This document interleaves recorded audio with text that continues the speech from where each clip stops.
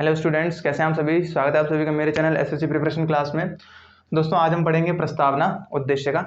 इससे पहले की जो 2 वीडियोस थी, मैंने उसमें आपको संविधान सभा और उसके आगे की वीडियो में मैंने और भी जो फर्स्ट वीडियो में बताया था, उसके नेक्स्ट वीडियो में मैंने उन्हीं पॉइंट्स को ब्रीफली समझाया था अच्छी तरह से।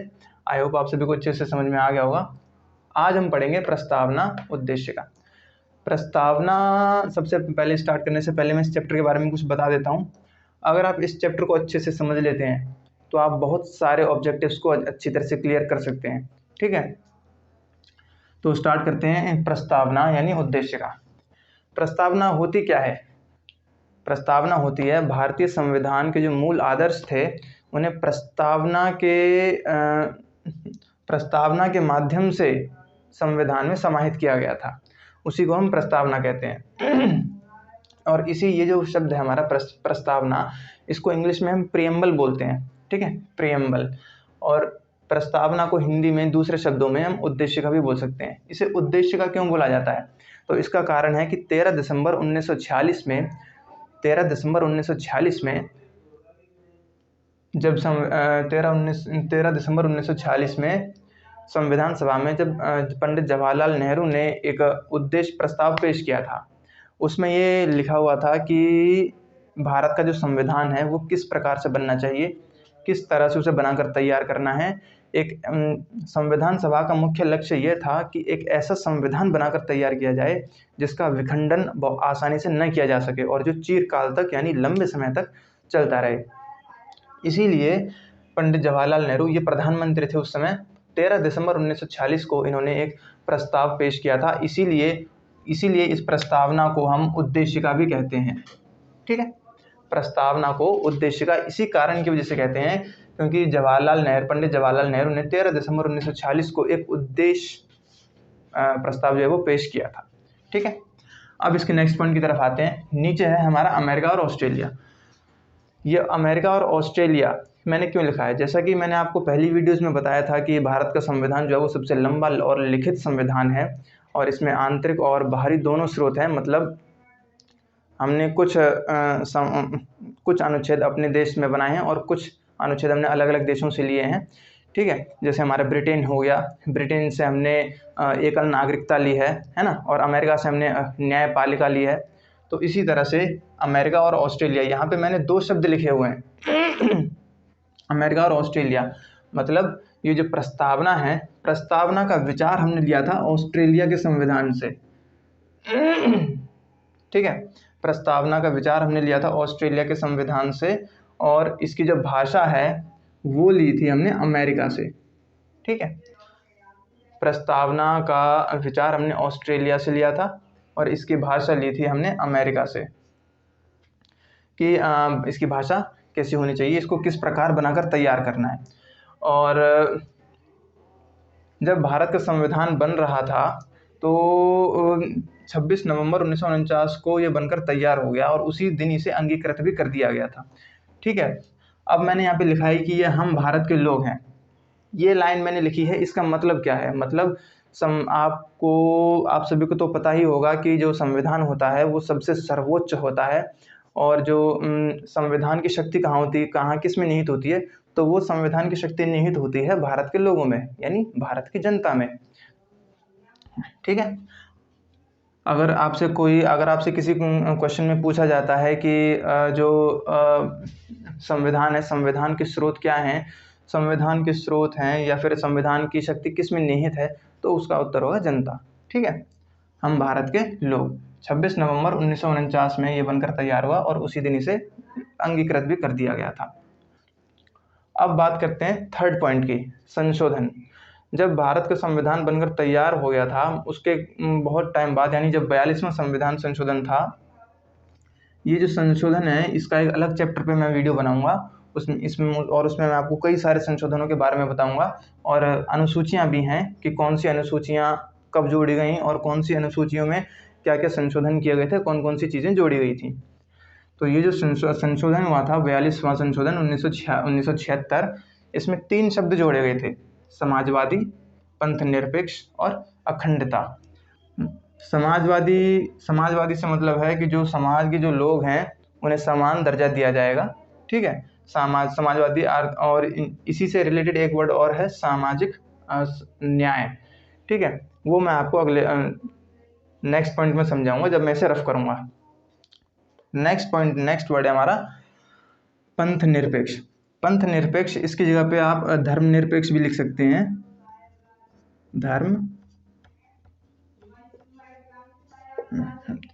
पंथ निरपेक्ष को हम धर्म निरपेक्ष भी कहते हैं। इसका मतलब होता है कि जो देश होगा उसका कोई अपना धर्म हो, कोई मतलब देश का अपना कोई धर्म नहीं होगा। धर्म होगा तो व्यक्ति का होगा। ठीक है, देश का, राज्य का कोई धर्म नहीं होगा, व्यक्ति का धर्म माना जाएगा। इसीलिए इसको पंथ निरपेक्ष बोलते हैं, या फिर इसको हम धर्म निरपेक्ष भी बोल सकते हैं। और तीसरा शब्द है ये अखंडता। अखंडता का मतलब है कि भारत एक अखंड संपूर्ण प्रभुत्व संपन्न देश है। ठीक है, ये संपूर्ण प्रभुत्व संपन्न जो है, ये भी मैं आपको नेक्स्ट पॉइंट में बताऊंगा जब मैं इसे रफ करूंगा। ठीक है, अखंडता का मतलब है यानी एकता। अब मैं आपको ये वाला पॉइंट जो है मैंने इसको स्पेशली हाईलाइट किया है, एक ये वाला पॉइंट और एक ये वाला पॉइंट। ये वाले पॉइंट दोनों को मैंने स्पेशली हाईलाइट क्यों किया है, क्योंकि ये दोनों जो हैं वो हमारे ये प्रस्तावना शब्द जो है, इस प्रस्तावना शब्द से ये दोनों पॉइंट्स जुड़े हुए हैं। बेरूबारी संघवाद जब चल रहा था 1960 में, बेरूबारी संघवाद 1960 में जो हमारा सुप्रीम कोर्ट है उसने ये ऑर्डर दिया था कि प्रस्तावना जो है वो भारत का भाग नहीं है। ठीक है, प्रस्तावना भारत का भाग नहीं है। और केशवानंद भारती बनाम केरल राज्यवाद जो 1973 में हुआ था, उसमें सुप्रीम कोर्ट ने अपनी स्टेटमेंट को बदल कर ये ऑर्डर दिया था कि प्रस्तावना जो है भारत का एक अभिन्न अंग है और इसको भारत के संविधान से अलग नहीं किया जा सकता। ठीक है, तो ये दोनों जो पॉइंट्स हैं ये मैंने स्पेशली इसीलिए हाईलाइट किए हैं क्योंकि इन दोनों का कनेक्शन इसके साथ है। बेरूबारी संघवाद 1960 में हुआ था, इसमें सुप्रीम कोर्ट ने कहा था कि प्रस्तावना भारत का एक अंग नहीं है। ठीक है, और केशवानंद भारती बनाम केरल राज्यवाद जो 1973 में हुआ था, उसमें सुप्रीम कोर्ट ने ये ऑर्डर दिया था कि प्रस्तावना या उद्देश्य का जो है भारत का एक अभिन्न अंग है, इसके साथ कोई छेड़छाड़ नहीं की जा सकती। ठीक है, अब बात करते हैं हम एन.ए. पालकीवाला और अल्लादी कृष्णन स्वामी। एन.ए. पालकीवाला कौन थे? एन.ए. पालकीवाला ने ये परिचय पत्र कहा है, इन्होंने परिचय पत्र कहा है इसको। ठीक है, एन.ए. पालकीवाला ने प्रस्तावना जो है उसको परिचय पत्र कहा है। ठीक है, परिचय पत्र कहने का तात्पर्य ये है कि इनके अनुसार, एन.ए. पालकीवाला के अनुसार, प्रस्तावना को अगर समझना है तो ये एक परिचय पत्र की तरह काम करेगा एन.ए. पालकीवाला के अनुसार। ठीक है, एन.ए. पालकीवाला ने भारत की जो प्रस्तावना है उसको परिचय पत्र कहा था, और अल्लादी कृष्णन स्वामी ने दीर्घकालिक उपयोग का विचार कहा था। ठीक है, मतलब अल्लादी कृष्णन स्वामी ने कहा था कि प्रस्तावना को हम बहुत ही दीर्घकालिक, मतलब बहुत ही लंबे समय तक कैसे उपयोग कर सकते हैं, उसका विचार बताया था इसको। मतलब ये सभी चीज़ों को जोड़कर देखा जाए तो इसका मजबूत होना बहुत ही ज़रूरी है। ठीक है, और इसीलिए पंडित जवाहरलाल नेहरू ने 13 दिसंबर 1946 में एक उद्देश्य प्रस्ताव पेश किया था। ठीक है, यहाँ तक मैंने आपको सभी समझा दिया है। अब मैं इसे रफ कर देता हूँ, इसके आगे मैं एक टेबल बनाऊंगा, तब आपको अच्छे से मैं डिफाइन करूँगा। दोस्तों, आप यहाँ पे देख सकते हैं, ये मैंने लिखा हुआ प्रस्तावना। प्रस्तावना के 3 भाग हैं, संविधान के स्रोत क्या हैं, इसके स्वरूप क्या है और इसका उद्देश्य क्या है। ठीक है, इसके संविधान के स्रोत में कौन कौन से पार्ट आ जाते हैं, स्वरूप में इसके कौन कौन से पॉइंट्स को हम कवर कर सकते हैं, और उद्देश्य में इसके कौन कौन से पॉइंट्स को हम कवर कर सकते हैं। ठीक है, तो 1 बाय 1 एक एक करके हम सभी को समझेंगे। संविधान के स्रोत में कहा गया है कि मैंने आपको पहले बताया था कि संविधान, अगर आपसे कोई क्वेश्चन आता है ऑब्जेक्टिव, उसमें पूछा जाता है आपसे कि संविधान की शक्ति किसमें निहित है, या फिर संविधान के स्रोत कौन कौन से हैं, तो आपको लिखना होगा कि संविधान के स्रोत हैं भारत के लोग, यानी जनता। ठीक है, और इसमें भी मैंने वही लिखा हुआ है, संविधान के स्रोत में आप लिखेंगे कि हम भारत के लोग यानी जनता। ठीक है, संविधान सबसे सर्वोच्च तो माना जाता ही है, सबसे सर्वोच्च है संविधान। उसमें और उसकी शक्ति किस में निहित होती है? तो उसकी शक्ति निहित होती है जनता के अंदर, ठीक है। और इसके पीछे एक अब्राहम लिंकन की एक स्टेटमेंट भी है, आप चाहें तो उसे भी अच्छे से याद रख सकते हैं कि जनता का, जनता के लिए, जनता द्वारा शासन, ठीक है। जनता का, जनता के लिए, जनता के द्वारा शासन करना। वैसे ये स्टेटमेंट मानी जाती है लोकतंत्र के लिए, जो मैं आपको इस पॉइंट में समझाऊंगा, ठीक है। तो हमने ये पॉइंट कवर कर लिया है कि संविधान के स्रोत किस में है। तो संविधान के स्रोत हैं हम भारत के लोग, यानी जनता। संविधान की शक्ति भारत की जनता में निहित होती है, या फिर सिंपल यूं कहें कि जनता में निहित होती है। अब आते हैं इसके स्वरूप की तरफ। संपूर्ण प्रभुत्व संपन्न। संपूर्ण प्रभुत्व संपन्न, इसका क्या मतलब होता है? संपूर्ण प्रभुत्व संपन्न का मतलब होता है कि भारत जो है अपने आंतरिक और बाहरी निर्णय लेने के लिए किसी के नियंत्रण में नहीं है, और वो स्वयं अपने निर्णय ले सकता है, चाहे वो आंतरिक हो या बाहरी निर्णय हो, ठीक है। और इसको आप दूसरे मेथड से भी समझ सकते हैं। जैसे आपको पता तो होगा कि भारत के ऊपर ब्रिटेन का राज था, है ना, ब्रिटेन का राज था, लेकिन अब भारत जो है वो ब्रिटेन के नियंत्रण में नहीं है, तो इसलिए संपूर्ण प्रभुत्व संपन्न भारत है। मतलब कि भारत अब किसी के नियंत्रण में नहीं है, तो भारत अपने आंतरिक और बाहरी निर्णय लेने के लिए स्वतंत्र है, ठीक है। भले ही भारत अपने आंतरिक निर्णय लेने के लिए भी इसको बाहरी स्रोतों की आवश्यकता नहीं है, तो इसे हम कहते हैं संपूर्ण प्रभुत्व संपन्न, या फिर इसको संप्रभु भी बोलते हैं, ठीक है, संप्रभु। समाजवादी। समाजवादी में मैंने आपको बता दिया था पहले, इसका जो फर्स्ट पार्ट था मैंने बता दिया था कि समाजवादी का मतलब होता है सामाजिक तौर पर सभी को एक कर रखना, ठीक है। सामाजिक तौर पे जो विषमता है उसको समाप्त करना, सभी को सामाजिक दर्जा बराबर का देना। बात करते हैं पंथ निरपेक्ष। पंथ निरपेक्ष क्या है, ये भी मैंने आपको बता दिया था। पंथ निरपेक्ष हो गया, या फिर आपका धर्मनिरपेक्ष हो गया। धर्म, इन दोनों शब्दों का अर्थ ये होता है कि जो देश है, जो राष्ट्र है, जो राज्य है, उसका अपना कोई भी धर्म नहीं माना जाएगा। अगर धर्म होगा तो सिर्फ व्यक्ति का धर्म होगा। और सुप्रीम कोर्ट यदि संविधान अगर चाहे तो इस पॉइंट के लिए, ये पॉइंट जो है इसके लिए सिर्फ नाम मात्र के लिए हस्तक्षेप करता है, लेकिन किसी के धार्मिक अनुष्ठान और जो धर्म से रिलेटेड जो चीज़ें होती हैं उनमें हस्तक्षेप नहीं कर सकता, ठीक है।